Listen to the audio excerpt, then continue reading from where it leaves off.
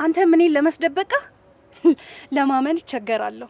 እኔ ካልባሰብኝ ሰው እንደማልሳደብ በደንብ ታውቂያለሽ።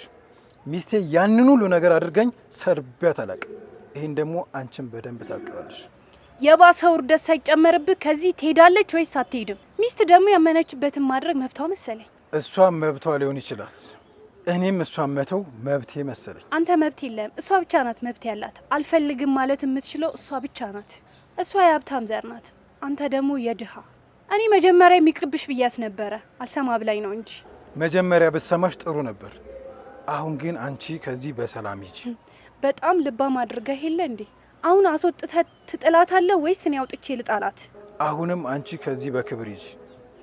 እኔ በክብር እንድትሄጂ በተደጋጋሚ ጊዜ እየለመንኩሽ ነው። አለመሄድሽ ከዚህ ለአንቺም ጥሩ አይሆንም። ነግሬሻለሁ ሜሪ፣ ከዚህ በሰላም ሂጂ።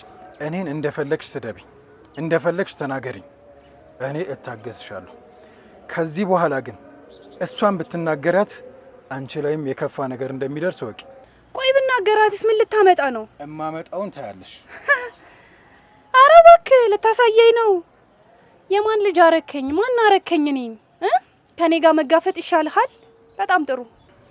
ከዚህ በኋላ እሷን ከነካሻት በእንባሽ ይሄ ሜካፕሽ ይበላሻል። ሁለታችሁ ማን እንደሆንኩኝ አላወቃችሁ። እሰራላችኋል። ደግሞ አንድ ነገር ልንገርሽ።